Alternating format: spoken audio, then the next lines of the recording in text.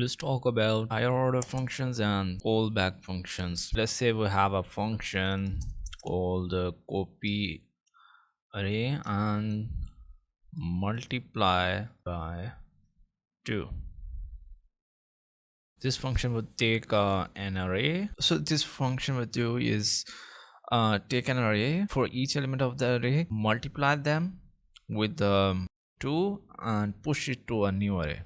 Okay, so let's create that new array where it would be the push. So I'm gonna like take it to let output is equal to an empty array, and I would loop over them.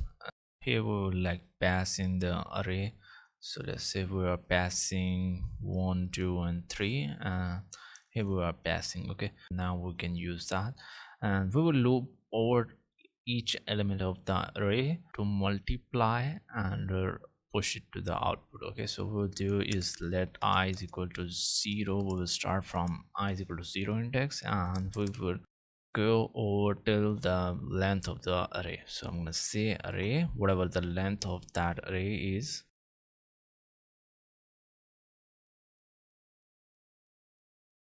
First I'm gonna like multiply each element. So how to get each element of that array is, so I'm gonna like do is array into I. Okay, so this would do is, so if I like console it, so you will see that it will like print out each element of the array. Like, so whatever is passed into array at 0 index, it would be like 1, at 1 index it will be 2 and 3. So let's check that in the browser. You can see 1, 2 and 3.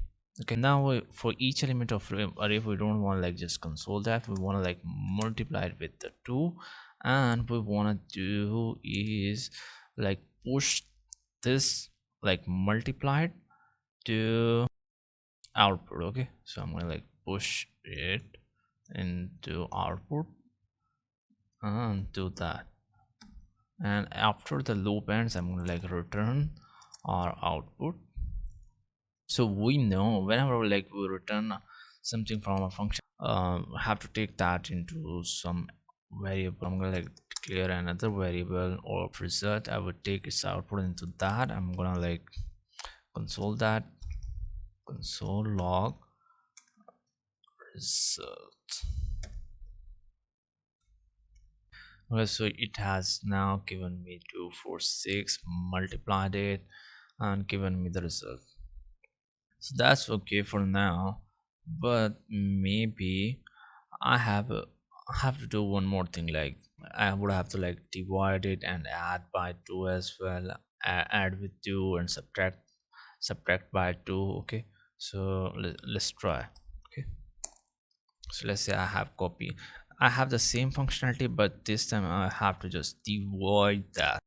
Divide by 2, and here it would be 2. Do the same stuff. We have to write each line of the code every time for like, if say let's say if we have like add, so we would have to do that for add as well,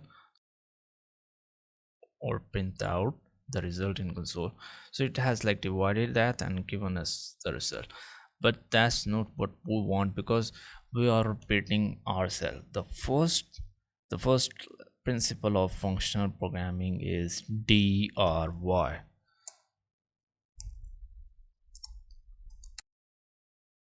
Do not repeat yourself.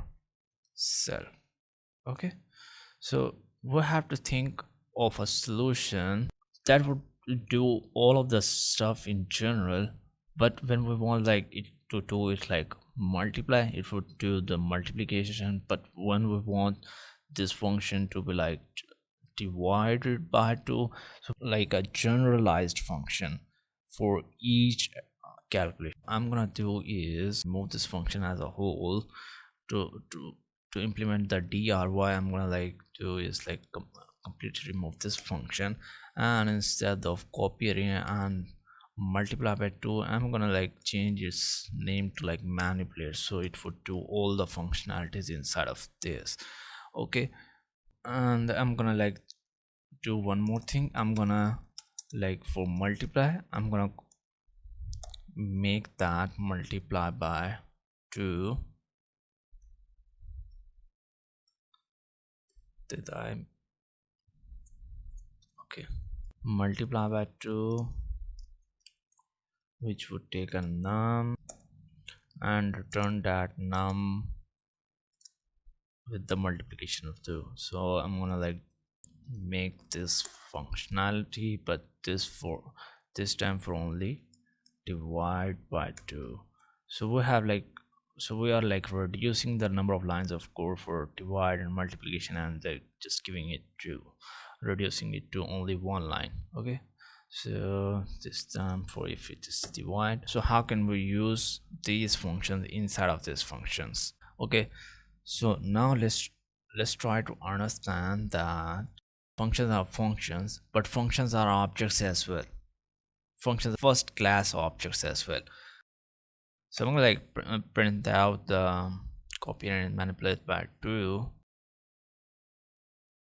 divide by 2. I'm gonna like pass in 2. I'm gonna like show you how the functions are objects. Like I'm gonna like open my copy and divide. Okay, I know it's not there, so just comment it out for a second. Okay, so it's given me 1, but I wanna like, okay, yeah, so it's given me the now. So if I like just give the function name, so it would give me the function definition in the console. So if I like now expand this, so you can see there's a prototype which is an object. Okay, so the functions are functions, but functions are objects as well. Okay, so like any other objects in JavaScript, like you know how to create an object or such things. You can like watch my object oriented series if you do not know how to create an object, or you can like if you just know like simple yes, if you would have know how to like create an objects. So these functions act similarly or like any other object that is like in JavaScript. Okay, so because they have a like property called prototype, and we can add methods to it or attach properties to this prototype object or function. So I just wanted to like show you that functions are functions, but functions are also objects. How they are objects is like we can like assign functions to a variable, pass them as an argument to another function, or return the function from another function. A whole thing like what the objects can do, like they can be assigned to a variable, they can be like passed to another object, to another function, and then they can be returned out. So yeah, so they can like do the same stuff as well. So if we're gonna do it, change it to just manipulate, and then here I will do is copy and manipulate, and I would pass the function definition to this, or like function reference to it. Remember that I'm not like passing the whole function to this function. Okay, I'm like, let me just write, then I'm gonna like explain it. Some people think that when I like write comma and typed in multiply by 2, they think like I'm sending the whole function to this function, and this would be a like function name, or and many people think that this is a function that we are passing into another function. No, no, no, no, we are not passing the whole function to another function. We are just passing this function a reference as an argument to this function. This function is stored in global. We're not like storing it into this function, into its memory. Okay, this is over here, we're just passing its reference as an argument to this, and we can use its like whatever its definition is inside of the body within that.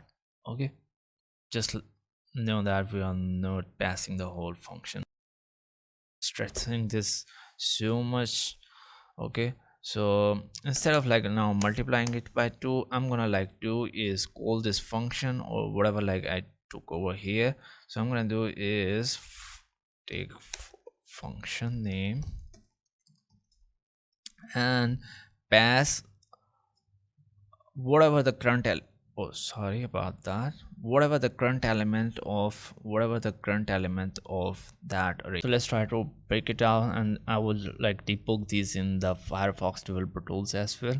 So let's try to understand it. First, we define the definition, and then we define two function definitions of like multiply by 2 and divide by 2, and then we like invoke the function copy and multiply by 2, passed an array and a function argument, which is like just the function reference. Okay, so we pass these to as an argument to these two parameters of copy array and multiply, and we took an empty array and then we looped over all the elements of the array for 1 2 3, and we did is for each element of a array we call this function like multiply by 2. So this function over here is acting as a like function name, as a like, it's like acting as a placeholder for this. And what it's doing is for each element of the array, so passing it, so for at first iteration it was like 1, and it's passing in 1 over here and calling this multiply by 2, and whatever the return of that is 1 multiplied by 2 is returning it out and then pushing it to the output. And when the loop completes, it's gonna like do for same thing for 2 and then for 3 and return out and push it to all the elements to output, and then gonna return the output into the results, and we can finally see the results. Let's try to console log our results to see if we achieved the right one or not. Okay, I would have to, I think, refresh it. There's a breakpoint that I already applied. Let me remove this. Okay, so you can see that we got 246. Why is it printing it out for 2 times? I don't know why it was printing it out for 2 times. It's nice. Okay, now we can like just change the definition to divide by 2, and what it would do is now the function name would act as a placeholder for divide by 2 and pass the numbers to this. And now we are like avoiding the dry principle, and also like doing encapsulation of data as well. So if you like do that, you can see now we did that. And one more thing to understand is like the outer function, which is like our copy and manipulate, and the function which is like passed in, which is like multiply by 2 or divide by 2, which is what we are passing in copy and multiply by copy and manipulate. The functions which are passed in are called callback functions, and the outer function which takes the inner function is called higher order function. So these are like technical terms. The outer function which takes in the another function like multiply by 2 or divide by 2 is called outer function or higher order function, and the inner function which is passed as an argument to this function is called the callback function. It's like calling itself. Okay, let's try to debug it. I'm gonna like add some breakpoints and watch them, and I'm gonna like watch this output.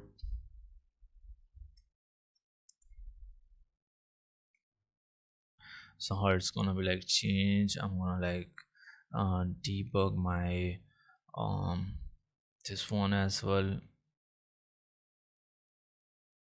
to understand it fully. So let's try to run it again. I think I need to add the results to watch expressions as well.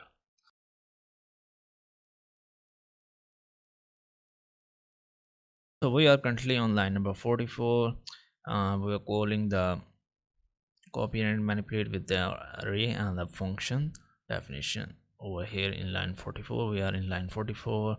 I'm gonna step in, I'm gonna go inside of that. So by default the array is like we pass as an argument to this, so you can see these values are assigned to the array, and the function definition, function name is now acting as a placeholder for divide by 2. Okay, and now I'm gonna like at this point is gonna like initialize this output at line number 27. I'm stepping in, step over, and for some reason it's not working, the watch expressions. We are gonna still continue. Okay, now we are inside of the loop. At I is equal to 0, iterate over all the elements of array. Let's step in. Now it's gone over here. At first it was I is equal to 0, now it is over here, I is currently 0, and now it's gonna step in. Array is array dot length, and now we are at line number 30. Okay, output dot push, so we are over here. So now at you can see like currently we have the I index of 0, and now we are executing line number 30, so it would now go to like function definition. So let's see that. So yeah, so you see that it got got number 1, which was the first element of the array, and passed that to divide by 2. Okay, and the num is 1, and it's gonna like divide by 2 and return that 1 divided by 2, whatever is this. And when this executes like line number 42, the ending bracket of that, this function execution is complete. This function is gonna be pop out of the call stack, and then we're gonna go back to the copy and manipulate. Okay, and here we go again. So we are back to the here. Now we will push the whatever we got from there to output. Okay, so you can see output is now 0.5. We added one element to 0.5. So this process would continue for all the elements of array. I'm gonna like go now faster. This time my element is 1, pushing it, return. This time I is 1, at 1 index it is 2, and 2 by 2 it's gonna give 1, push it. So now it's added 0.45 comma 1. Gonna do it again. 0.5 comma 1 comma 1.5. Return output we completed it checked for like that we completed dot length, and now we are returning that output. Okay, so we are returning that output to the result. Returned output executed, and now it would execute the ending bracket of this line number 34, and this after the execution of the like ending bracket, this function would pop out of the stack, old stack. Okay, it's gonna like the whatever the value was, it's gonna be assigned to the result, and we are now logging the result. We are at line number 45 now. It got executed. We are in global. We can see that over here it got printed. So that was it. So that was like a little bit of introduction to higher order function and callback functions. The function, the outer function which takes in the inner function as an argument is called the higher order function, and the function which is passed as an argument is called the callback function. So that's it for this video. See you in the next video. Thank you very much for watching.